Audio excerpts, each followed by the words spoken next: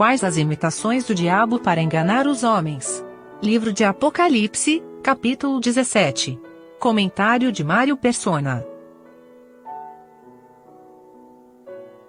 O versículo 18, do capítulo 17 de Apocalipse, versículo 18, diz assim: E a mulher que viste é a grande cidade que reina sobre os reis da terra.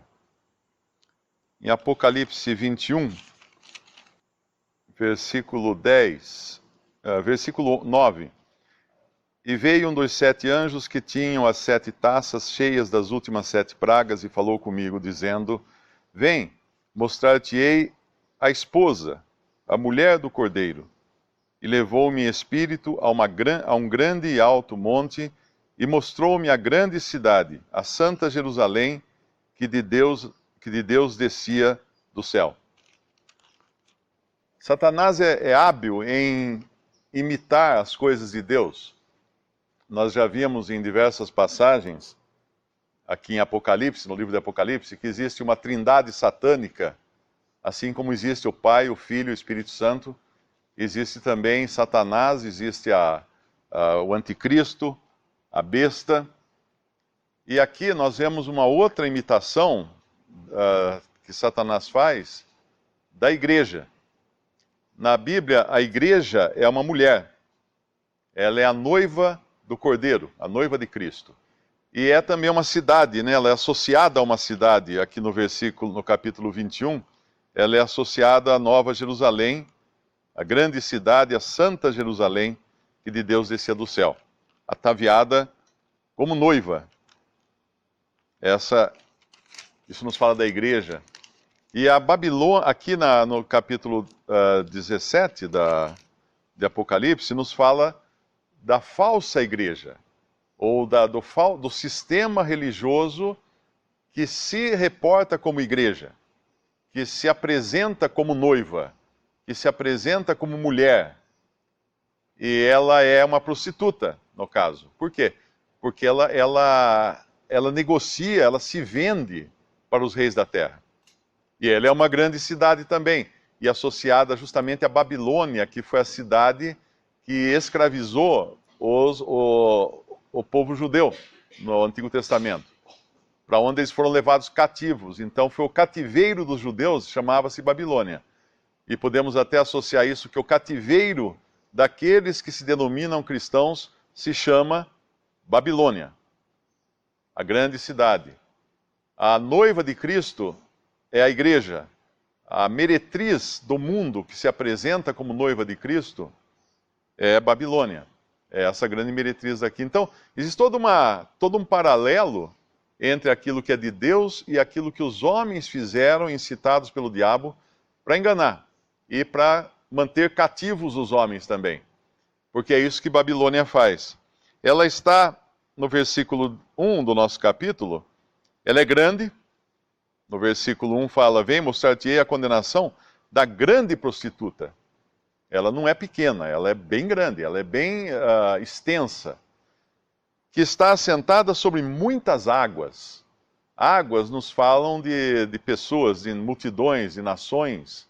E ela domina, então. E ela está sentada também sobre a besta.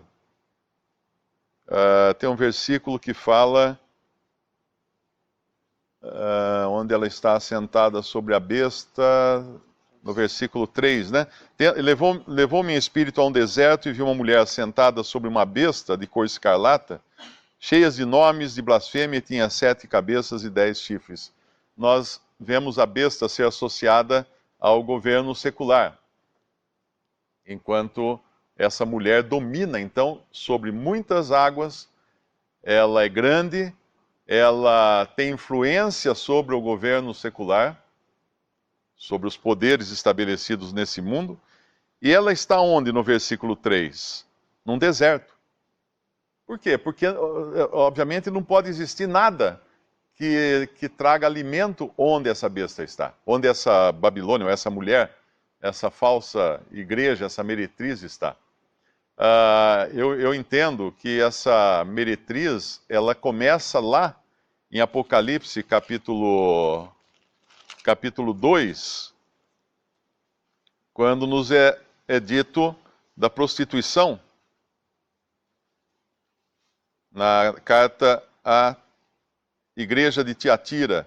Essas 7 igrejas são, elas têm vários aspectos, mas um dos mais importantes é que elas representam 7 épocas da cristandade na Terra, do testemunho cristão na Terra, envolvendo tanto falsos como verdadeiros. Mas a bandeira cristã fincada na Terra é apresentada aqui em 7 épocas ou 7 fases. E no capítulo 2 de Apocalipse, versículo 20, isso nos fala de uma época onde muita coisa aconteceu entre os cristãos que começaram a namorar com os poderes do mundo e, no fim, aqueles que eram perseguidos se transformaram em perseguidores. E aqui a gente já via o embrião da cristandade como nós a vemos hoje, como um grande sistema mundial que atrai a muitos e também escraviza muitos. No capítulo 2 de Apocalipse, versículo 18, ele se dirige a ela como filho de Deus.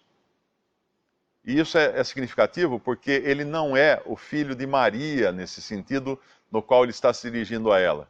Porque a cristandade chegou um momento em que deixaram de considerar o filho de Deus e começaram a considerar o filho de Maria, e a exaltar Maria como aquela que dá ordens para o filho. E que se alguém quisesse obter algum favor do filho, teria que ir primeiro a Maria, para Maria dar ordem para o filho. E no versículo 20, ela tem outra característica: tenho contra ti que toleras Jezabel, mulher que se diz profetiza, ensinar e enganar os meus servos para que se prostituam e comam do sacrifício da idolatria.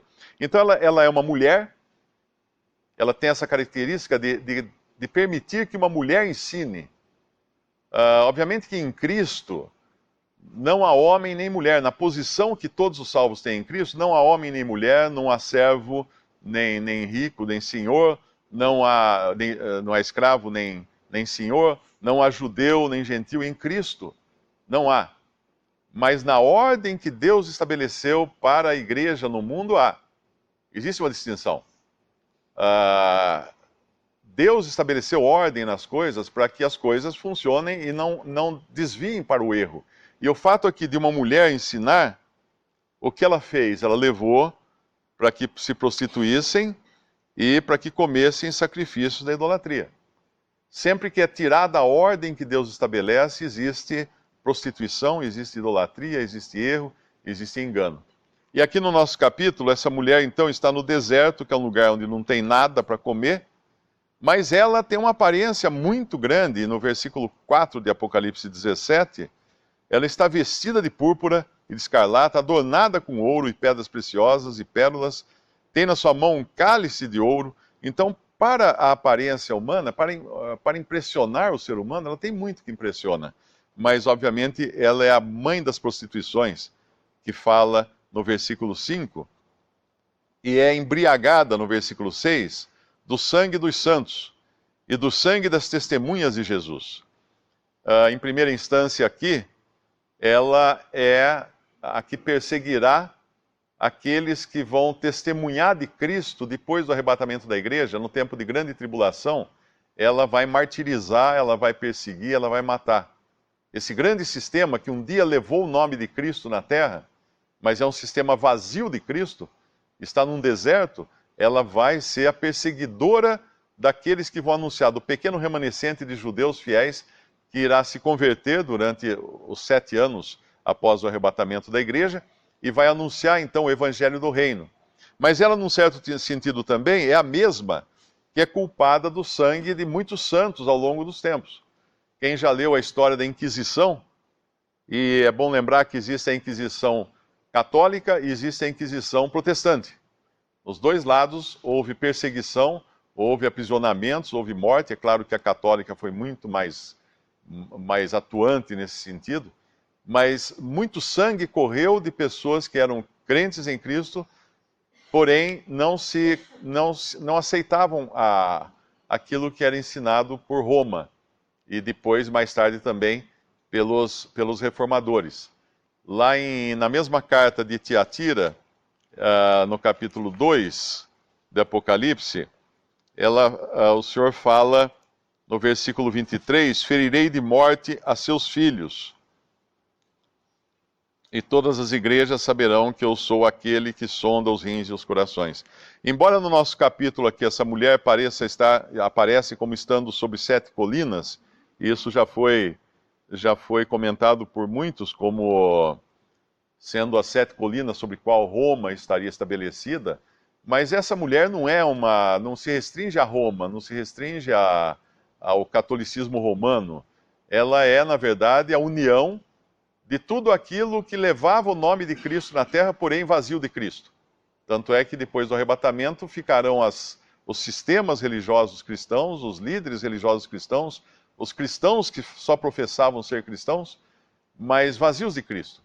E todos juntos contra esse pequeno testemunho que vai se levantar para anunciar que o rei estará chegando. Esse espanto de João, no final do versículo 6, ele pode ter uma razão, porque João só conhecia a igreja como ele tinha vivido até então, que é a igreja do primeiro século. E de repente ele vê uma que se identifica como noiva ou como mulher e não tem nada a ver com aquilo que ele conhecia. Então, obviamente, ele se maravilha ou se espanta.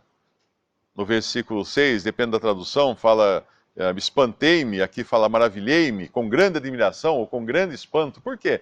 Porque essa não é a pessoa que eu conheço, essa não é a noiva que eu conheço. Ele poderia dizer, né? E no versículo, o anjo fala, no versículo 7, por que te admiras? Eu te direi o mistério da mulher e da besta que há atrás, sobre a qual ela cavalga, a qual tem 7 cabeças e 10 chifres, isso nos fala de governo. Isso nos fala de autoridade da besta sobre a qual a mulher está montada. Ele fala em mistério, ele fala de mistério dessa mulher, porque toda essa descrição aqui, ela não é literal, mas ela tem um sentido de mistério, um sentido espiritual, um sentido de símbolos. E a gente tem que entender isso também para não cair no erro de interpretar algumas coisas que são simbólicas como literais.